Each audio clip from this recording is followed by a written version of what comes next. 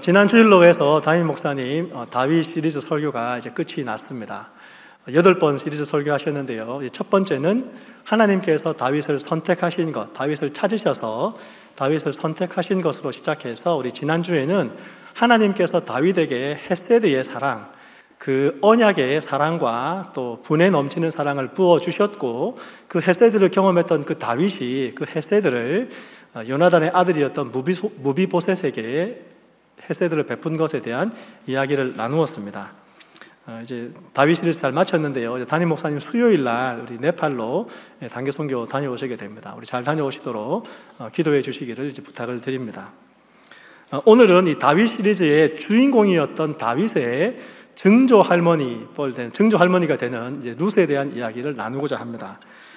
지난 주일 담임 목사님 설교에서도 이 룻기에 나온 헤세드에 대해서 말씀하셨는데 여러분 기억나시나요? 1부 때는 기억난다고 자신 있게 말씀하신 분이 많으셨는데 2부 때는 몇 분만 고개를 끄덕끄덕 하시네요. 당연한 거라고 지난주 말씀하셨죠. 상처 안 받으신다고. 담임 목사님 상처 안 받으실 겁니다.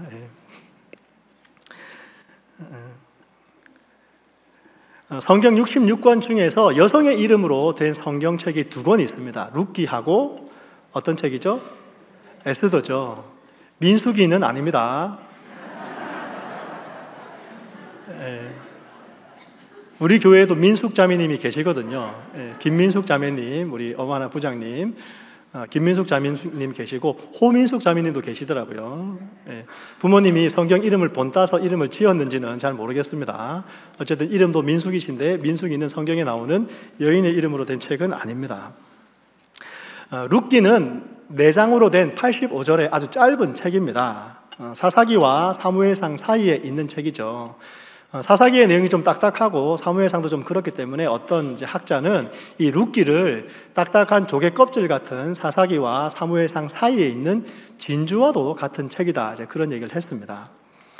그런데 이 히브리어 성경, 히브리어로 이제 편집되어 있는 구약 성경은 사실 이 룻기의 위치가 잠언 뒤에 있습니다. 잠언 31장에서 현숙한 여인에 대한 이야기를 하고 난 다음에 그 현숙한 여인에 대한 이야기를 마치고 룻기의 이야기가 연결이 되는 거죠. 그래서 현숙한 여인인 룻이 어떤 삶을 살았는지, 또 그 여인을 통해서 하나님이 무슨 이야기를 하셨는지, 무슨 말씀을, 무슨 역사를, 무슨 일을 하셨는지 이야기하고 난 다음에 그 다음에 연결되는 책은 아가서입니다. 아가서. 솔로몬 왕과 술람미 여인의 뜨거운 사랑에 대해서 이야기하고 있는 아가서가 연결이 됩니다. 그래서 사실 사사기, 룻기, 사무엘상 이렇게 읽으시는 것도 재미가 있겠지만 잠언 31장을 읽으시고 룻기를 읽으신 다음에 아가서를 읽어보는 것도 또 다른 재미가 있을 것입니다. 룻기를 짧게 한 문장으로 쉽게 얘기하면 과부가 재가해서 아들 낳고 행복하게 살았다는 얘기입니다. 상상이 되시죠? 그렇죠.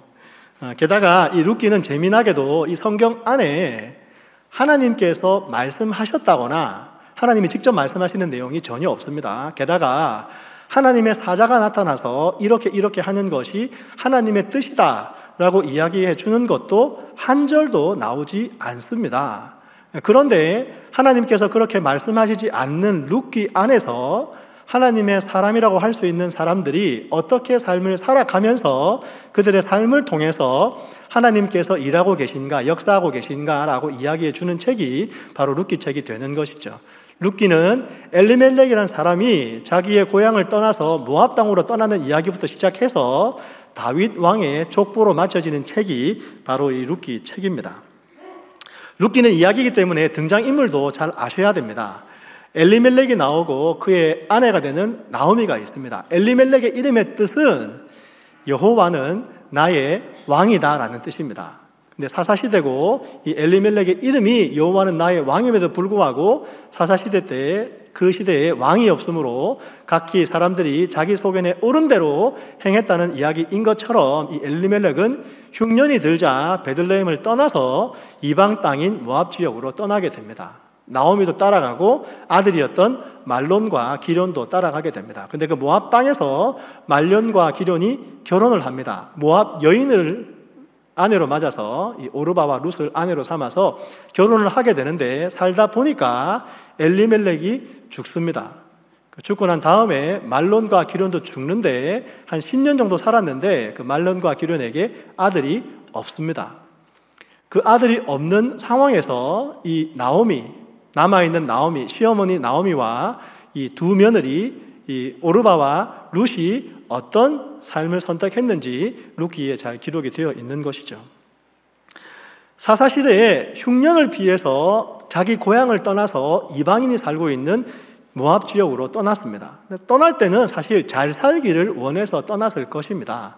마음 가운데 희망을 품고 지금 우리 땅에, 우리 고향에는 흉년이 들어서 살 수 없지만 우리 가족이 모압 땅으로 가면 비록 그 땅이 이방인들이 사는 땅이라 하더라도 먹을 것이 있고 조금 열심히 일하면 좀 고생하면 아마 우리 가족은 잘 살게 될 것이라는 희망에 부풀어서 떠났을 것입니다.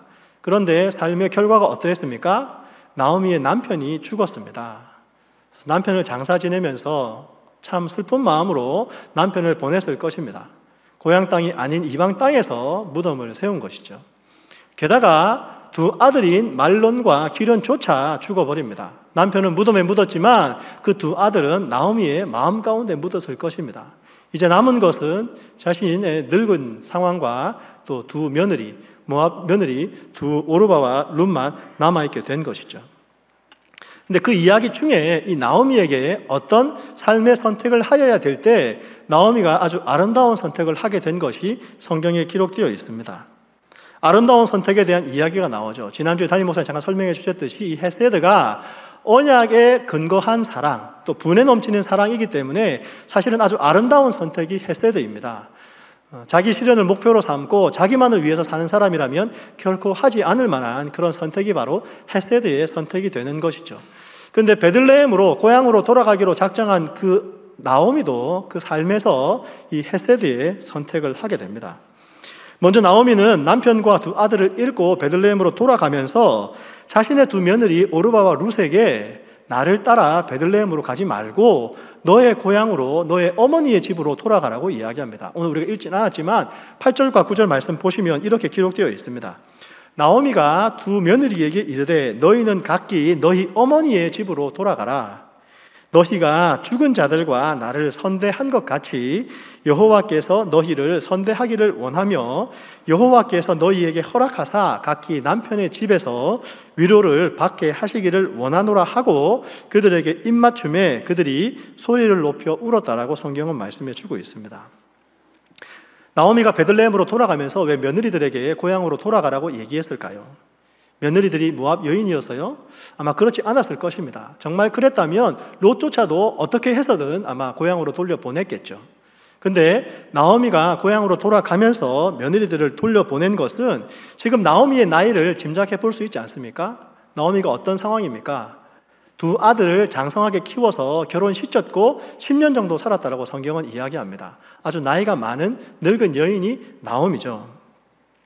나이는 들어가는데 모압 땅에서 자부들과 고향으로 돌아가는 것이 낫겠다고 아마 처음에는 생각했을지 모르지만 돌아가다 보니까 그 과부가 된 며느리들의 처지를 생각해 보니까 이 며느리들이 자기와 함께 베들레헴으로 돌아간다 한들 그 며느리들의 삶 가운데 별로 소망이 없다는 것을 나오미가 생각하게 된 것이죠.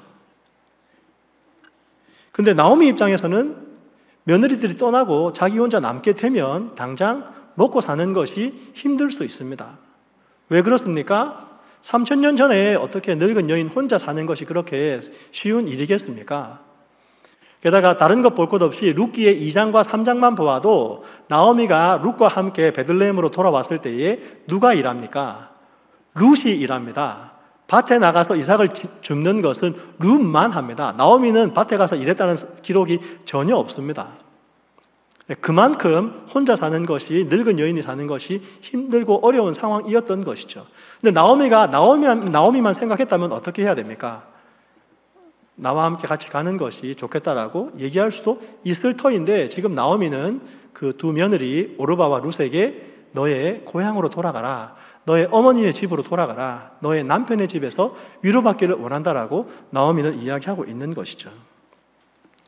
처음 며느리들도 그 이야기를 듣고 떠나려고 하지 않습니다. 어머니와 함께 가겠습니다라고 이야기합니다. 정이 들었던 어머니였던 것이죠. 나에게 잘해주었던 어머니였을 것입니다. 비록 시어머니지만, 시어머니지 않습니까? 시자가 붙은 시어머니지만 정말 그 어머니를 생각했을 때에 그 어머니가 안타깝고 사랑해드리고 싶고 공경해드리고 싶은 마음이 있었을 것입니다. 그래서 떠나지 않겠다고 이야기하는 두 며느리에게 나오미는 어떻게까지 이야기합니까? 내가 지금 가서 남편을 얻었다고 하자. 그 남편을 얻어서 아들을 얻었다 한들 그 아들이 커서 너희에게 자녀를 줄 수 있겠느냐? 나에게는 정말 소망이 없고 희망이 없다. 돌아가라라고 이야기합니다. 왜 그렇게 했을까요? 며느리들을 생각한 것이죠. 자기만 생각하면 같이 있는 것이 낫겠지만 며느리들의 인생을 생각하면 며느리들이 자기를 떠나서 자기 고향으로 돌아가는 것이 낫겠다라고 판단했습니다. 그래서 오르반은 돌아가죠. 자기의 집으로, 자기의 백성에게로, 자기의 신에게로 돌아갑니다. 그런데 룻은 돌아가지 않습니다. 룻은 돌아가지 않고 남았습니다. 그리고 나오미가 돌아가라는 제안을 이 룻은 거듭 거절하게 됩니다. 이미 오르반은 돌아갔습니다. 시어머니를 떠났습니다. 그렇게 해도 괜찮습니다. 그런데 룻은 어머니를 떠나지 않겠다라고 이야기합니다. 왜 그랬을까요? 지금 룻은 시어머니를 따라가고 있습니다. 남편을 따라가는 것이 아닙니다. 사실 남편을 따라서는 다른 지역에 갈 수 있습니다. 오늘 예배 드리시는 분들 중에도 여러분들은 남편을 따라서 미국에 이민 오신 분들도 계실 겁니다. 제 아내가 저 따라서 미국 왔지 않습니까? 한국을 떠나면서 부모님을 떠나고 가족을 떠나고 정든 고향을 떠나서 미국에 왔습니다. 그렇게 할 수 있었던 것은 남편이기 때문에 그렇게 할 수 있었겠죠. 지금 이 룻은 시어머니를 따라서 자기의 고향으로 돌아가지 않겠다라고 어머니에게 이야기하고 있습니다. 왜 그렇게 하고 있을까요? 나오미는 두 사람에게 이야기할 때에 너의 신, 너의 신으로, 너의 백성, 너의 신으로 돌아가라고 얘기했습니다. 룻에게도 내 동서는 그의 백성과 그들의 신들에게로 돌아갔으니 너도 너의 동서를 따라 돌아가라라고 이야기해 줍니다. 그때 룻이 나오미에게 뭐라고 대답합니까? 오늘 본문에서 16절과 17절에 룻이 이렇게 대답합니다.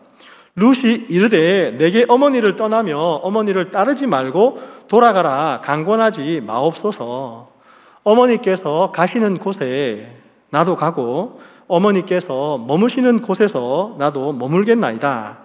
어머니의 백성이 나의 백성이 되고 어머니의 하나님이 나의 하나님이 되시리니 어머니께서 죽으시는 곳에서 나도 죽어 거기 묻힐 것이라. 만일 내가 죽는 일 외에 어머니를 떠나면 여호와께서 내게 벌을 내리시고 더 내리시기를 원하나이다라고 이야기합니다. 왜 룻이 시어머니에게 그렇게 얘기했을까요? 먼저는 어머니께서 머무시는 곳에 나도 머물겠다라고 이야기합니다. 어머니께서 가시는 곳에 나도 가겠다고 이야기합니다. 룻의 마음 가운데에 어머니를 정말 공양하고 복양하려는 마음이 있었던 것이죠. 룻은 베들레헴으로 이주해서 어머니를 위해서 일했습니다. 보리밭에 가서 이삭을 주었습니다. 좀 구박당할 수도 있을 텐데 그럼에도 불구하고 밭에 나가서 이삭을 주었습니다. 추수하는 사람들 사이에 끼어서 이삭을 줍는 일은 율법에 정해져 있는 일이기 때문에 그렇게 할 수 있었습니다. 나이 많은 시어머니는 일을 할 수 없었고 젊은 룻만 그렇게 일을 할 수 있었던 것이죠. 자기의 고향인 모압으로 돌아가지 않았습니다. 그래서 어머니께서 가시는 곳에 나도 가겠다고, 어머니께서 머무시는 곳에 나도 머물겠다라고 결정하였던 것이죠. 게다가 이렇게까지 이야기합니다. 어머니의 백성이 나의 백성이 되고 어머니의 하나님이 나의 하나님이 되겠습니다라고 룻은 이야기합니다. 사실 룻은 모압 사람입니다. 여러분, 룻이 모압 사람인데 모압 족속이 어떤 민족, 어떤 족속입니까? 아브라함의 조카였던 롯이 소돔과 고모라가 멸망당하고 난 다음에 산으로 딸들과 함께 피했다가 그 아버지 롯이 딸들과 동침해서 낳은 민족 중에 하나가 모압 족속입니다. 모압이라는 족속의 이름의 뜻은 아버지의 소생이라는 뜻입니다. 아버지로부터 낳은 자식이라는 뜻이죠. 그래서 모압 족속을 이야기할 때마다 사람들은 그 족속이 아버지가 딸을 통해서 낳은 아들들이 만든 민족이라는 것을 알고 있었습니다. 그런데 룻이 모압 족속이었던 것이죠. 게다가 이스라엘 백성들이 출애굽할 때에도 모압 족속들은 이스라엘 백성들을 방해하고 저주하려고 했습니다. 우리 발람 선지자를 돈 주고 사서 이스라엘 민족을 저주하게 만든 모압 족속의 왕의 이름이 발락이지 않습니까, 여러분? 그래서 가나안 땅을 정복할 때에 이스라엘 백성들은 모압 족속들을 그 가나안 땅에서 내어 쫓았습니다. 근데 그런 모압 족속이 룻의 민족이었습니다. 근데 지금 룻은 어머니의 백성이 나의 백성이 되고 어머니의 하나님이 나의 하나님이 되겠다라고 이야기하고 있습니다.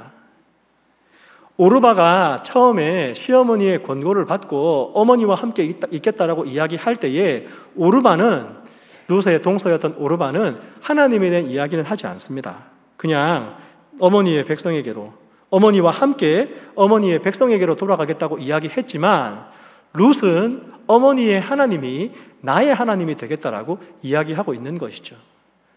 왜 룻의 마음 가운데에 어머니의 하나님을 나의 하나님으로 삼고자 하는 마음이 생겼을까요? 물론 나오미가 보여주었던 것은 오르바나 룻이나 동일한 삶의 모습을 보여주었을 것입니다. 오르바나 룻이나 본 시어머니는 똑같기 때문인 것이죠. 그러나 오르바는 돌아갔고 룻은 어머니의 하나님을 나의 하나님으로 삼기로 작정합니다. 근데 나오미가 어떤 하나님을 그 며느리들에게 보여주었는지 성경은 우리에게 잠깐 이야기해 주고 있습니다. 어떻게 이야기해 주냐면 나오미는 자신의 삶 가운데 남편이 죽었습니다. 게다가 두 아들마저 죽었습니다. 정말 소망으로 그 아들만 바라보고 살겠다라고 자기의 남편이 죽었을 때 마음을 정했을 텐데 그 아들마저 죽었는데 그 삶에서 그럼에도 불구하고 하나님께서 여전히 복 주시는 분이라는 것을 나오미는 믿고 있었습니다. 어떻게 우리가 알 수 있습니까? 며느리들에게 너의 고향으로 돌아가라고 할 때에 그 며느리들에게 축복합니다. 어떻게 축복합니까? 여호와께서 내게 복 주시기를 원한다라고 이야기합니다. 자기는 그렇게 불행을 당했지만 자기 삶에 정말 복은 지지리도 없었지만 그럼에도 불구하고 하나님은 여전히 복 주시는 분이고 그 하나님께서 나의 며느리 너희들에게 복 주시기를 원한다고 너희 며느리들이 죽은 자와 나를 선대한 것처럼 하나님께서 너희들을 선대하기 원한다라고 나오미는 고백하고 있는 것이죠. 여러분, 삶 가운데 불행만이 있었던 사람이 여전히 하나님을 복 주시는 분이라고 고백하는 것은 쉬운 일이 아닐 것입니다. 그러나 지금 나오미는 그런 믿음의 고백을 하고 있는 것이죠. 내 삶 가운데에 복은 없었지만 그럼에도 불구하고 여호와는 여전히 복 주시는 분이다라고 자기 며느리들에게 이야기하고 있는 것이죠. 게다가 나오미가 보여준 신앙은 하나 더 있습니다. 뭐라고 고백하냐면 하나님께서 나를 징벌하셨다라고 이야기합니다. 내 삶의 불행의 원인이 하나님뿐이다라고, 하나님께서 그렇게 하신 것이다라고 그 하나님의 주권을 인정하고 있는 것이죠. 내 삶 가운데 불행이 찾아왔지만 그렇게 하신 분이 하나님이라고 고백하고 있습니다. 그럼에도 불구하고 그렇게 하나님께서 내 삶 가운데에 불행을 허락하셨기 때문에 내 삶에 불행은 있었다 하더라도 나는 너희들로 인해서 마음이 더 무겁다라고 나오미는 그 두 며느리에게 이야기해 주었던 것이죠. 우리를 생각해 보면 참으로 나오미가 어떤 믿음을 갖고 있는지 알 수 있습니다. 잘 될 때는 하나님께 감사하는 것 같고 하나님을 찬양하는 것 같고 하나님을 송축하는 것 같지만 일이 잘 되지 않으면 우리가 어떻게 합니까? 그래도 여전히 하나님은 복 주시는 분이라고 고백하지 않지 않습니까? 하나님을 원망하고 싶고 원망하는 것이 우리의 모습일 텐데 나오미는 그렇게 하지 않죠. 여전히 하나님은 복 주시는 분이다라고 그렇게 고백하고 있는 것이 나오미의 믿음이었던 것을 룻은 보았던 것이죠. 룻의 마음 가운데에 그런 어머니의 하나님이라면 나의 하나님으로 삼겠다라고 룻은 지금 고백하고 있습니다. 그래서 룻이 어머니를 따라가기로 결정합니다. 지금 내 눈에는 아무런 소망이 보이지 않는다 하더라도 어머니의 말이 어쩌면 맞을지도 모르지만 그럼에도 불구하고 어머니의 하나님을 나의 하나님으로 삼기 위해서 나는 어머니의 백성을 나의 백성으로 삼겠다라고, 어머니께서 머무시는 곳에 나도 머물겠다고, 어머니께서 가시는 곳에 나도 가겠다라고 룻은 고백하고 있는 것이죠. 여러분, 이런 룻을 보시면서 어떤 생각이 드시나요? 지금 이야기는 끝나지 않았습니다. 이야기 중간에 이야기를 보고 있는 우리의 마음에도 이런 생각이 들지 않습니까? 아, 정말 룻이 잘 됐으면 좋겠다. 룻이 복 받았으면 좋겠다. 하나님께서 룻에게 복을 부어주시면 좋겠다라는 생각을 하게 되죠. 우리만 그런 생각을 한 것이 아닙니다. 룻의 어머니, 룻의 시어머니 나오미도 룻에게 그런 생각을 합니다. 그래서 룻기 3장 1절에 보면 나오미가 룻에게 이런 이야기를 하게 됩니다. 3장 1절 우리 성경 말씀 한번 같이 읽어보시죠. 시작. 룻의 시어머니 나오미가 그에게 이르되 내 딸아 내가 너를 위하여 안식할 곳을 구하여 너를 복되게 하여야 하지 않겠느냐. 나오미가 룻에게 내가 너를 복되게 하여야 하지 않겠느냐 그렇게 이야기합니다. 룻이 어머니를 떠날 수도 있었을 텐데 얼마든지 그렇게 할 수 있는데 그렇게 하는 것이 오히려 나은 선택처럼 보이는 그때에 그 나은 선택처럼 보이는 것을 따르지 않고 오히려 어머니를 섬기기로 했던 그 룻에게 시어머니 나오미는 내가 너를 복되게 하여야 하지 않겠느냐라고 이야기해 줍니다. 그냥 복 받아라 수준이 아닌 것이죠. 하나님께서 너에게 복 주기를 원한다 그 수준이 아닌 것이죠. 오히려 내가 너로 복되게 하여야 하지 않겠느냐. 내가 너를 복된 사람으로 만들어 주어야 되지 않겠느냐. 그렇게 고백하고 있는 것이죠. 나오미의 마음이 이해가 되시죠? 얼마나 나오미가 룻을 보았을 때에 그런 복 주고 싶은 마음이 있었겠습니까? 근데 나오미만 그렇게 한 것이 아닙니다. 룻기의 등장인물의 한 명인 그 보아스도 룻에게 이런 이야기를 하고 있습니다. 우리 3장 10절 말씀 우리 같이 한번 읽어보겠습니다. 그가 이르되 내 딸아 여호와께서 내게 복 주시기를 원하노라. 내가 가난하건 부하건 젊은 자를 따르지 아니하였으니 내가 베푼 인애가 전보다 나중이 더하도다. 보아스도 룻에게 이런 이야기를 합니다. 지난주에 담임 목사님 말씀하셨던 그 인애가 헤세드가 여기에 나오는 인애입니다.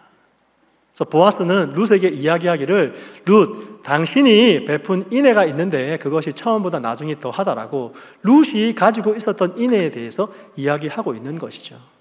그 아름다운 선택을 복이 있다라고 이야기해 주고 있습니다. 룻과 같이 축복받는 인생이 되시기를 주의 이름으로 축원합니다.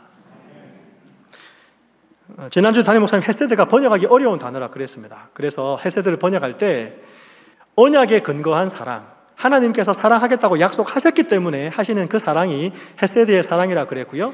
분에 넘치는 사랑이 헤세드라 그랬습니다.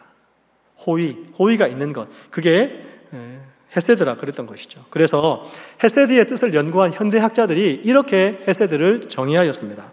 헤세드는 약한 자가 어려움에 빠졌을 때, 곤궁에 처해 있을 때에 강한 자가 그럴 의무가 없음에도 불구하고 자발적으로 보여주는 충성이 헤세드라고 이야기하고 있습니다. 강한 사람, 가진 사람이 그렇게 할 이유가 전혀 없을 수 있는데 도덕적으로, 양심적으로, 의무적으로는 그렇게 하지 않아도 되는데 그럼에도 불구하고 약한 사람에게, 없는 사람에게 베풀어 주는 것이 헤세드라고 또 그리고 그것이 충성이라고 이야기하고 있는 것이죠. 성경은 그것이 충성이라고 말합니다. 성경은 그것이 헤세드라고 말합니다. 세상에서 말하는 충성은 무엇입니까? 낮은 자가 높은 자에게 복종하는 것이 충성이죠. 약한 자가 강한 자에게 절대적으로 복종하는 것이 충성일 수 있습니다. 그러나 성경은 오히려 그 반대로 강한 자가 약한 자에게 사랑을 베풀어 주는 것이 헤세드라고 충성이라고 이야기해 주고 있습니다. 그래서 룻기는 룻의 이러한 선택을 우리에게 보여주고 있습니다.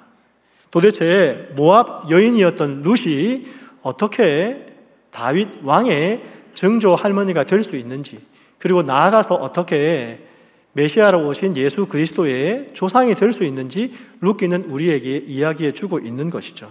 그리고 그것은 오로지 헤세드에 의해서, 인애에 의해서, 그 아름다운 선택에 의해서 일어난 일이다라고 룻기는 우리에게 말씀해 주고 있습니다.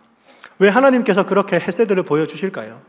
모압 여인이었던 그 룻이 그 시어머니를 따르기로 결정한 그 선택을 통하여서 하나님께서 메시아의 계보 가운데, 메시아의 족보 가운데 이방 여인을 넣어주셨다는 것을 통하여서 하나님께서는 하나님의 백성들 또한 하나님의 헤세드를 알고 그 하나님의 헤세드를 가지고 그 하나님의 헤세드대로 아름다운 선택을 하며 살기를 원하시기 때문에 하나님 그것을 우리에게 보여주시는 줄 믿습니다. 그리고 하나님조차도 그 아름다운 선택을 우리에게 보여주신 것이죠. 룻에게 어떻게 하나님의 헤세드를 보여주셨습니까?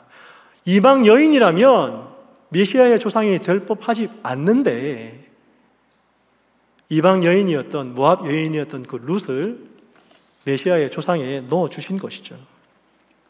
룻은 보아스의 아내가 됩니다. 그래서 보아스와 결혼해서 이 보리밭도 가지고 있고 베들레헴에서 유력했던 그 보아스와 아들을 낳고 알콩달콩 깨를 볶으면서 행복하게 살았을 것입니다. 근데 룻이 살아생전에 자기의 증손자가 다윗 왕이 될 것이라고 상상이나 했겠습니까? 못했을 겁니다. 더군다나 자기의 후손 중에 메시아 예수 그리스도가 태어날 것이라고는 정말 꿈에도 생각하지 못했을 것입니다. 그런데 하나님께서 룻을 선택하셨습니다. 그게 하나님의 아름다운 선택인 것이죠. 하나님께서 룻에게 헤세드를 베풀어 주셨습니다. 보아스와 결혼하게 하셨습니다. 그래서 보아스와 결혼했기 때문에 룻은 가난했던 여인이 부유한 여인이 되었고 남편이 없었던 과부가 남편을 가진 아내가 되었고 자식이 없었던 여인에서 자식을 가진 여인이 되었습니다. 그리고 이방의 여인이었던 그 여인에서 예수 그리스도의 조상이 되었던 것이죠. 하나님은 룻기에서 하나님의 헤세드, 하나님의 그 아름다운 선택을 보여주고 계십니다. 이방 여인을 선택하시는 그 하나님의 헤세드를 보여주시는 것이죠. 사랑하는 여러분, 우리들의 삶에서도 하나님께서 이미 헤세드를 보여주셨습니다. 어떤 헤세드를 보여주셨습니까? 죄인된 나를 선택하셔서 구원해 주셨다는 것이 하나님의 헤세드죠. 하나님이 우리에게 구원의 복음을 알려주셨습니다. 내가 죄인인 것을 인정하게 하셨습니다.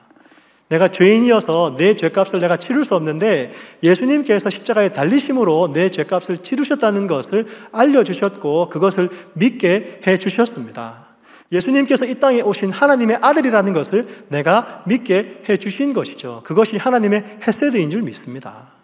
그 헤세드를 알고 있는 사람이 어떻게 살아야 되겠습니까? 그 헤세드를 실천하며 살으라고 하나님 우리에게 말씀해 주시는 것이죠.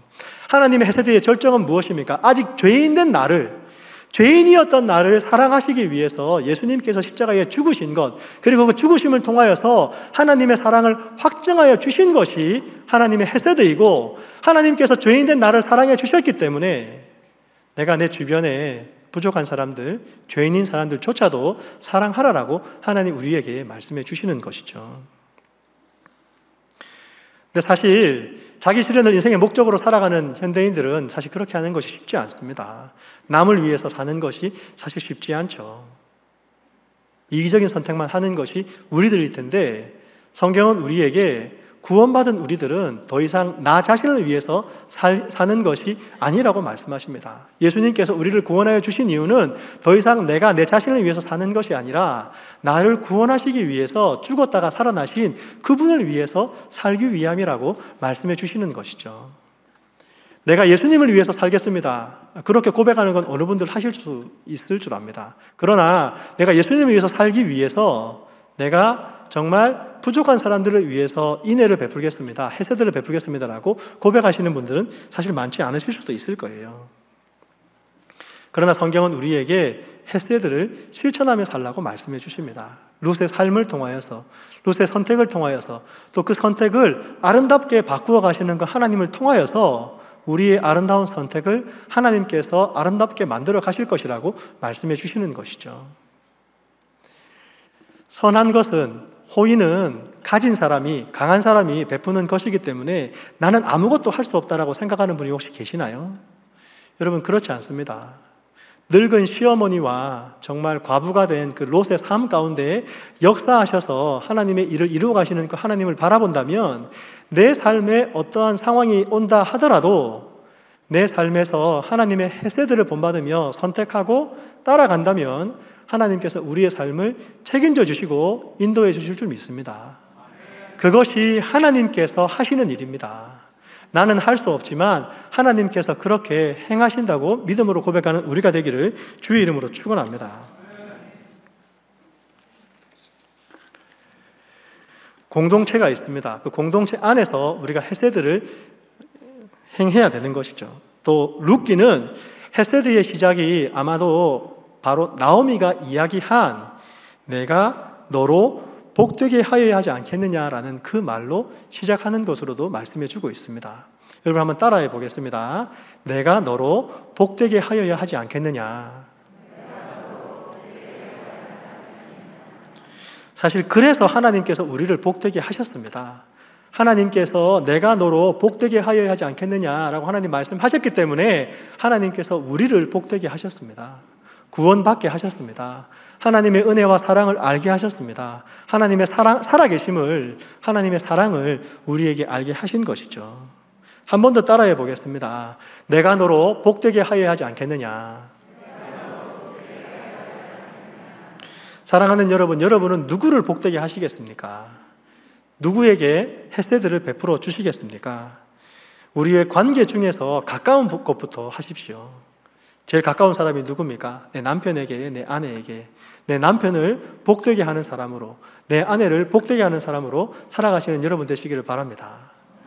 남편은 남편이고 나는 나고, 남편은 남편의 인생을 살고 나는 나의 인생을 살고, 그러지 마십시오. 남편에게, 아내에게 내가 당신을 복되게 하겠습니다라고, 내가 당신을 복되게 하여야 하지 않겠습니까? 라고 고백하는 우리가 되기를 바랍니다. 내 가족을 복되게 하십시오. 내 자녀를 복되게 하십시오. 내 부모님을 복되게 하십시오, 여러분. 부모님들이 자녀를 복되게 하는 것 어렵지 않습니다. 말 한마디 따뜻하게 하는 것으로 자녀를 복되게 할 수 있습니다. 우리 부모님, 자녀들을 20초만 꼭 안아주는 것으로 자녀를 복되게 할 수 있습니다. 20초 안아주는 거 견딜 때 여러분 20초 안으십시오. 조금만 크면 안아주면 금방 도망가 버립니다. 아유, 왜 이러냐고. 20초 안아줄 수 있을 때 안으십시오. 저도 제 조카 손녀가 있기 때문에 물리적으로 가장 가까운 사람 중에 한 사람이 조카 손녀입니다. 저는 제 조카 손녀 앞에 얼굴을 코와 코로 갖다 대도 고개를 돌리지 않습니다. 제 조카 손녀이기 때문에 그런 겁니다. 다른 사람이 어디 저하고 그런 관계가 되겠습니까? 근데 그런 자녀를 복되게 하는 것이죠. 어떻게 복되게 합니까? 그냥 20초 동안 꼭 안아주고 너를 사랑한다고 이야기해 주는 것으로, 내가 있어줘서 고맙다라고 말해주는 것으로 내 자녀를 복되게 하는 것이죠. 그렇게 이야기해주면, 복되게 하면 그 자녀가 복된 자녀가 됩니다. 어떻게 복된 자녀가 됩니까? 아, 내가 사랑받는 존재이구나. 엄마 아빠가 나를 사랑하는구나. 그렇게 자기의 자존감이 세워지는 것이고, 그래서 그 자존감 때문에 복된 인생을 살아갈 수 있게 되는 것이죠. 여러분, 목장 식구를 복되게 하십시오. 여러분의 목자님을 복된 사람으로 만들어 주십시오. 여러분의 목자님은 벌써 여러분들을 복된 사람이 되게 하기 위해서 여러분들을 섬기고 계십니다. 물론 힘들 때가 있어서 좀 힘들 때도 있죠. 여러분들 앞에서는 불평하지 않지만 다른 데 가가지고 힘들어 죽겠다고 얘기하실 때도 있습니다. 근데 그렇게 섬기다 보면 내가 정말 이렇게까지 해야 되는가 질문이 될 때가 있죠. 내가 저 사람까지도 섬겨야 되는가? 내가 내 직장 동료까지도 복된 사람이 되게 해야 되는가? 그렇게 질문할 때가 있습니다, 여러분. 저 사람은 변화가 없는데, 잘해주는 나를 이용해 먹는 것만 같은데 내가 저 사람에게도 아름다운 선택을 보여주어야 되는가? 질문할 때가 있습니다. 사랑하는 여러분, 그런 질문이 될 때 내가 이렇게까지 해야 되는가라는 질문이 생길 때에 여러분 그렇게 하십시오. 그렇게 할 수 있습니다. 물론 하기 어렵겠죠. 그러나 할 수 있습니다. 왜 할 수 있습니까? 예수님이 우리에게 그 모범을 보여주셨기 때문에 우리가 할 수 있는 것이죠. 생각보다 쉽게 할 수 있습니다. 따뜻한 말 한마디로 자녀를 꼭 안아주는 것으로 할 수 있는 것이죠. 지난주에 담임 목사님 설교 중에 한 목자님과의 티타임 중에 이야기하신 내용을 이야기하셨습니다. 목장 식구들을 계속 섬겨왔는데, 오랫동안 섬겨왔는데 목장 식구는 전혀 변화되는 것 같지 않고, 목장이 중요한 것 같이 생각하지도 않고, 기회만 있으면 빠지려고 하고, 삼공부 좀 들으라 그러는데 요리조리 빠지고 핑계만 대고, 힘들다고 지치다고 얘기하신 목자님의 이야기를 나누어 주셨습니다. 그분께도 하나님 말씀하신다고 믿습니다. 목장 식구를 계속해서 복되게 하는 사람이, 복된 사람이 되게 하시기를 주의 이름으로 축원합니다. 그리고 그 사람을 바꾸는 일은 우리의 일이 아닙니다. 내가 그 사람을 바꾸려고 하면 우리는 100% 실패할 수밖에 없습니다. 왜냐하면 안 바뀌기 때문이죠. 안 바뀝니다, 여러분. 어떻게 압니까? 저를 보면 알 수 있죠. 제가 바뀝니까? 안 바뀝니다. 햇세대가 없는 사람 1등을 뽑으라 그러면 저를 뽑을 겁니다. 햇세대가 없습니다. 우리는 우리의 능력으로는 그렇게 할 수 없습니다. 얼마 전에 제가 설렁탕을 먹게 되었는데 설렁탕에 있는 국수를 와이프랑 나눴어야 됐었어요. 근데 나는 남자고 당신은 여자니까 조금만 먹으라고 저는 많이 남기고 조금 덜어주는 저를 제가 보게 되었습니다. 햇세대가 없어요. 우리 인간은 그렇습니다. 사랑하는 마음으로 내가 당신을 복되게 하여야 되지 않겠느냐, 그 마음으로 계속해서 사랑하며 살아가는 우리가 되기를 바라는 것이죠. 내 가족에게, 내 목장 식구에게, 내 교회 공동체 사람들에게, 하물며 직장 동료에게까지. 여러분, 목자님들이 목회 일기를 쓰시거든요. 목자일지 쓰셔가지고 여러분의 기도 제목을 나누어 주셔서 저희 이제 목사님들이 기도하는데요. 기도 제목 보다 보면 우리 여러분들이 직장 다니면서 직장 동료와의 갈등 때문에 어려워하시는 기도 제목이 종종 올라옵니다. 자주 올라옵니다. 그럼 내가 그 사람하고 갈등을 어떻게 풀어야 되는가 고민하시잖아요. 근데 어떻게 갈등을 푸시겠어요? 햇세들을 베푸는 것으로 내가 이렇게까지 해야 되는가 생각 들지만, 그럼에도 불구하고 아름다운 선택을 통해서 내가 가진 사람이 되어서 나눠주고 내가 강한 자가 되어서 나눠주는 그런 삶을 살아갈 때에 하나님께서 그 삶을 하나님께서 복되고 아름답게 만들어 가실 줄 믿습니다. 이것이 햇세들을 베푸는 것이 영생을 살아가는 사람의 일상인 줄 믿습니다.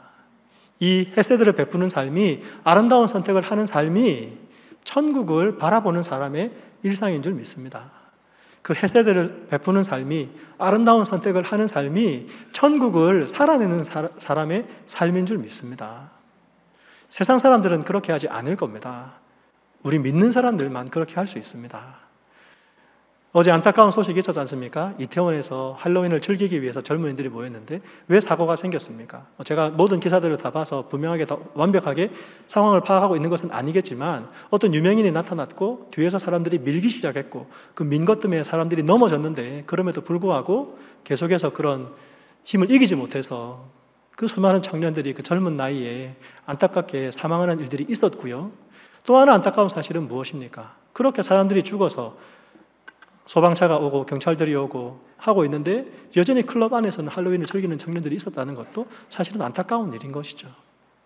근데 그 청년들을 비난할 일이 아닙니다. 나도 그 자리에 있었으면 나도 얼마든지 그런 일을 할 만한 것이 우리라는 것도 우리가 알고 있는 것이죠. 근데 그런 우리들을 하나님 사랑하셔서 햇세들을 보여주셨습니다. 알게 하셨습니다.